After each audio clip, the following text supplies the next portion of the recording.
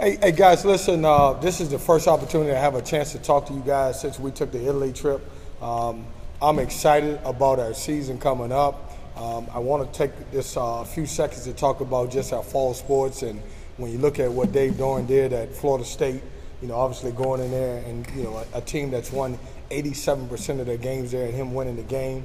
You talk about men's soccer, who was able to beat Clemson, who's number 3 in the country, and then our volleyball team obviously beating UNC, who was picked to win the conference. So I need to talk to those guys more. Obviously, I know I got a season coming up, and I'm going to try to talk to them as much as I can to get their advice about how to win those type of games. But Italy was great. And when you think about Italy, remember I talked about before we went there that one of the things that I wanted our guys to do is to be able to bond. And regardless of what the outcome of the games are, to be able to get together as a team. And I thought we did that. I thought we saw some neat places. Obviously, we had a chance. I did an exercise with the guys, and one of the things I did was I paired everybody up. And I said, tonight, we're going to come in, and you got all day to interview one of your teammates. And I want you to tell us something about your teammate that we didn't already know. And I'm telling you, man, it was some great stories. I found out nicknames. I found out about ex-girlfriends. I found out guys who could cook, who could dance. Malik, which I don't know if you guys know this, he actually did a rap song for us. So feel free if he comes up here to make him rap for you so he can talk about that. But it was a great experience. When I got back, I had to exercise a little bit extra. We ate a lot of pasta. I had a lot of pizza. And I know you guys know I got an 8-pack, so I had to lose that part of it. So it was a good experience. When you talk about the basketball part of it, you look at it, we played 3 games. I thought out of the 3 games, the game that we learned the most, obviously, was the game that we lost. The first game we won by 36 points.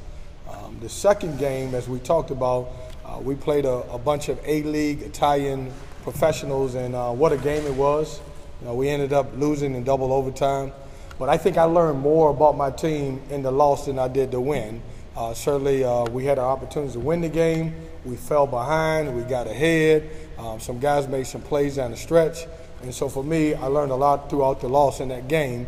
And then the last game, as you guys read, we were up about, I would say, 40 points a game. And over in Italy, every gym that we played in was about 110 degrees. And obviously the floor got real slippery. And I decided to cancel the game. So you can say we went 1-2 if you want to do that. But I thought it was a good experience, and excited about our team. As you know, we've been working out, 2 hours a week on the court. And I got to tell you now, the 2 guys that I've been most impressed with throughout practice has to be Leonard and Omir. I think both of those guys have been extremely good players. I think they pushed each other really, really hard through this process. We're getting there. Obviously, conditioning has been a deal for us, and obviously I'm trying to get them in the best shape that they can be in for right now before they start playing. But we're excited as any team in the country to be able to officially start practice on Friday. So looking forward to it, excited about our bunch. I think everybody's buying into it. If you take most publications that you read, we're going to be ranked anywhere between 11 and 14.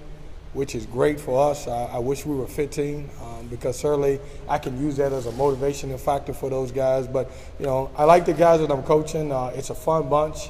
I think, like I said, everybody's doing everything they're supposed to do on and off the basketball court. So at this time, I will take questions from you guys. Coach Leonard, you mentioned Leonard Freeman, that's somebody this team didn't have at all last year. What is getting him back to do? What does he bring to this lineup? Well, he plays so hard. And when I went back and I looked at majority of the games from last year, and I thought as a team, NC State, we struggled to rebound the basketball. Leonard is a very good rebounder. He plays extremely hard. He's probably in the best shape of his life, and I think you guys will be able to see that once you have a chance to watch him play. Coach, you had brought in 2 grad transfers and to give you some immediate help and experience. Kind of what was the decision making now, going back and adding those guys? Because you had said early on, You weren't going to just take someone just to take them. They had to be the right fit. Well, that's a great question, and they were the right fit. When obviously you bring in a grad transfer, meaning that obviously they've graduated with a bachelor's degree, certainly they can fit the academic purpose of the school, and when you talk about those two guys, they certainly do that. But we needed help, and our help was, obviously, we lost Terry Henderson, we lost Maverick, and we needed some guards to be able to come in and play. And certainly, as you guys know, we play in the best conference in college basketball, so if you can stay older, then certainly it bodes well for you. Amir wasn't able to make the trip, but he was able to see the guys, I believe. And then what differences have you noticed just by the last few weeks?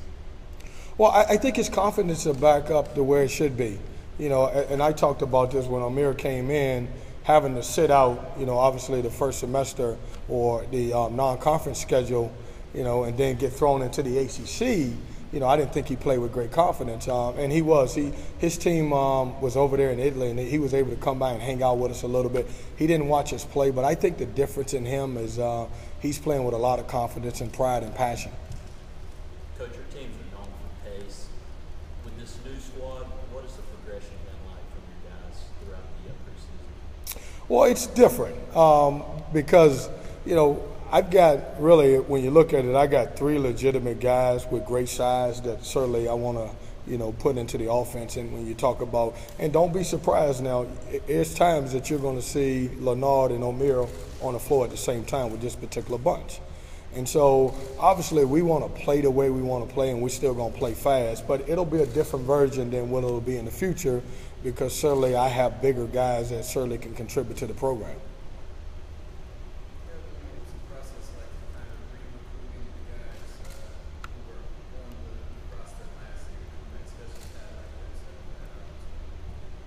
Well, it's a challenge. I mean, obviously when you take over a program and everybody says, well, these are not my guys, the day that I took the job, the day that I did the press conference, they became my guys. And it was tough because I had to convince Amir that, the situation here would be a little bit different than it was last year. I respected the fact that he went through the process because I thought that was good for him. And he didn't just come back to NC State because I recruited him. He listened to what the NBA guys said that he needed to work on and certainly decided to come back to school. But, I think for the most part it was a challenge because you're coming in, you didn't recruit those guys, and everybody wanted to make sure they had the equal opportunity. And I told every guy in the program that I don't have any starters. You determine that. We'll look at every practice and determine who gets an opportunity to play and how many minutes you play. And so far, I think everybody's bought into that. Coach, you mentioned the 2 hours of on-court workouts. What have the strength and conditioning workouts been like, and what does that consist of? Well, they've been good. They've been a lot of lifting weights, as you know, as we talk about with the strength part. But we've been doing a lot of fun events. If you guys were in here about a week ago, we had tug of war. Where we divided them up. We had a big rope, and they did different things. But they've been conditioning. I'm not a on-the-track guy, so I don't take guys outside the condition. So I don't do miles and stuff because I don't think that you play that way when it comes to basketball. So they've been doing a lot of up-and-down conditioning stuff. And our strength coach, Pat Murphy, does a tremendous job with those guys. But a combination of on the floor and then some weight training just to play the way we want to play. You've always talked about your time with Coach Pitino in a positive light, given the problems previous that they've had with Louisville, and now the news today. Is there any negative connotation in your mind associated with it? I just found out today, and if it's okay with you, I'd love to keep everything on this year's team and obviously the upcoming season coming up. But I haven't had a chance to talk to him, and I found out just when you did. Malik has worked very hard to develop his mid-range game, but I also know that he probably wanted to get at least 100 dunks next year. Maybe 95, but not 100. No, he's worked extremely hard on his game. The challenge that I have with, Malik is I want Malik and I want Leonard to be both leaders. There are guys who have been in the program for 4 years, and I want them to take ownership into their program, because certainly I need those guys to have great years for us to be successful. And then you add the 2 grad transfers, also those guys coming in. I want those seniors and graduates to be able to step up and help the younger guys and bring them along. But he has developed his 15-foot jump shot. He's starting to put the ball on the floor a little bit. We're trying to get him out to 15 to 18 feet where he can feel comfortable and shoot the ball, but also rip and take guys off the dribble. Coach, what are your thoughts on the national anthem protests and President Trump's comments? And is that something you guys have talked about as a team, if that's something that players want to participate in this year? Well, that's a great question, and I have not, because obviously me having them 2 hours a week and obviously being recruiting, I haven't had the opportunity to talk to our guys. And I tell you what, last year when this stuff first came out, when I was at Wilmington, we sit down and we talked as a team. And, I let everybody express, what they felt about the flag and what was going on in society. For me, once you think about this, my grandfather was in the military. I spent 12 years at Hargrave Military Academy, so military personnel and first responders, they mean a lot to me. I haven't had a chance to sit down with this group of guys and kind of get their take on how they feel about what's going on, and I won't really get into it till I have a chance to talk to this particular group of guys. Coach, where do things stand with Braxton Beverly, and kind of what have you been able to do with him as far as on the court stuff? So Braxton is, we submitted the waiver 2 weeks to today, and certainly we haven't heard anything back. I will say this, I feel okay with it because they haven't came back with any questions, and we're anxiously awaiting. As far as what he can do, certainly he can practice, he can participate in everything else. The only thing he's not allowed to do at this point is competition.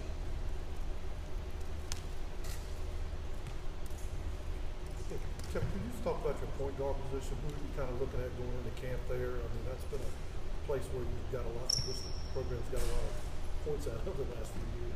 Yeah, I'm hoping to get Dennis back. Now, the guy that needs to play well, obviously, is Markel Johnson. When you think about the fact that, he has played in a lot of ACC games. In this league, when you go back historically, freshmen struggle in the league. And certainly I would like Markel to step up and then obviously give the opportunity to LeVar and if Braxton gets cleared. But it's a tough league for a freshman to start. As great of a player as Dennis was last year, and he was certainly a great player, as a team, NC State, we didn't win a lot of games in the conference. In general, when you have a day like today where there is news that directly affects your profession, does that make you cause you to review how your coaches deal with both the sneaker company that you're aligned with and or any other agents that perhaps are interested in either your recruits or your players? Well, once again, Joe, I'm gonna go back to, I want to just keep this particular conference about our players in the upcoming season. I haven't obviously had any time to think about anything today, obviously, than our guys and being able to make sure that they're in the right places. Yeah, last year, the state has had trouble stopping. Defense is a big part of your system. What did you see over at Italy from a defensive standpoint that pleased you? Did you see guys come together and buy into the way you want to play? Well, we didn't play. I wouldn't say that, obviously when you have 10 practices, you're not going to be the defensive team that you want to be. But I thought we played with energy. I thought we played with passion. I thought guys got on the floor after basketballs, and we had a couple guys that took a couple charges. So those type of things, as a coach, I was proud of. And then certainly now when we go into practice now, I can go back to old shell drills and making sure guys understand concepts. And what we did at Italy, I try to put in enough defensive stuff, certainly just to get through those 3 games.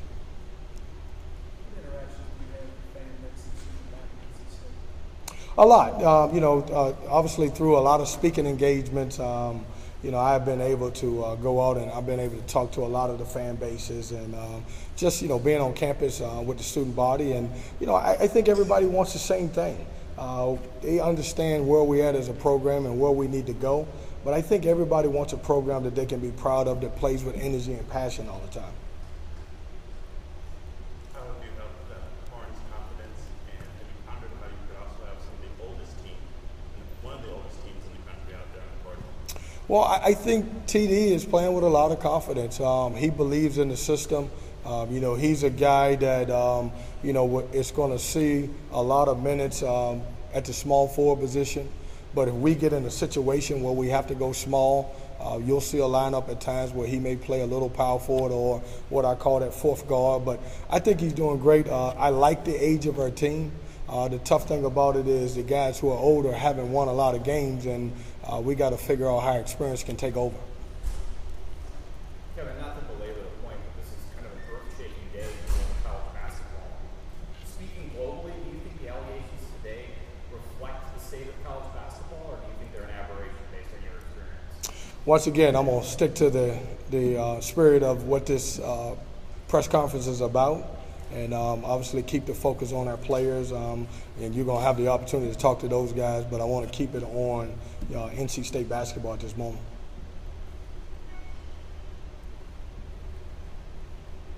Coach, just so far, have you noticed any differences, or what have been some of the biggest differences from being head coach at a Power 5 team versus coming from the CAA and kind of dealing with the magnitude of an NC State and the ACC as a whole? Well, I think it's a lot similar.